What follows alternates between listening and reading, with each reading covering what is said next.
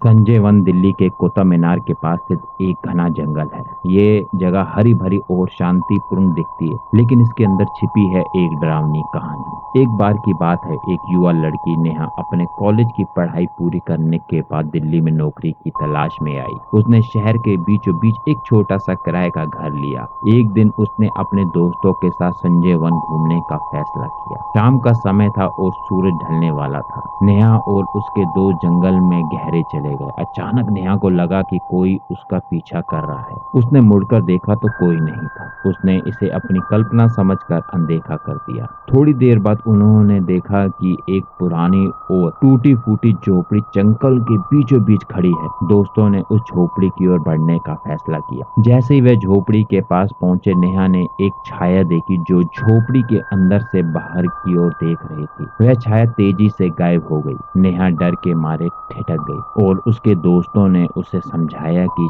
शायद वह छाया किसी जानवर की हो सकती है। लेकिन नेहा का दिल जोर से धड़कने लगा और उसे अजीब सी बेचैनी महसूस हुई। उन्होंने जंगल से बाहर निकलने का फैसला किया। जब वह जंगल से बाहर निकले तो नेहा ने महसूस किया कि किसी ने उसके कंधे पर हाथ रखा। उसने पीछे मुड़कर देखा, लेकिन कोई नहीं था। रात में जब नेहा सोने गई तो उसने सपने में उसी छाया को देखा। वह छाया उससे कह रही थी, इस जंगल में फिर मत आना। नेहा की नींद खुली और वह पसीने से तरबतर हो गई। उसने अपने दोस्तों को यह बात बताई, लेकिन उन्होंने इसे एक बुरा सपना समझकर हंसी में उड़ा दिया। कुछ दिनों बाद नेहा ने सुना कि उसी जंगल में एक लड़की की मौत हो गई थी और उसकी आत्मा वहां भटक रही थी। यह जानकर नेहा को यकीन हो गया कि उसने वास्तव में उस भूत को देखा था। इसके बाद नेहा ने कभी भी संजय वन जाने की हिम्मत नहीं की और उसने वहां होने वाली हर अजीब घटना को याद रखते हुए हमेशा उस जगह से दूर रहने का फैसला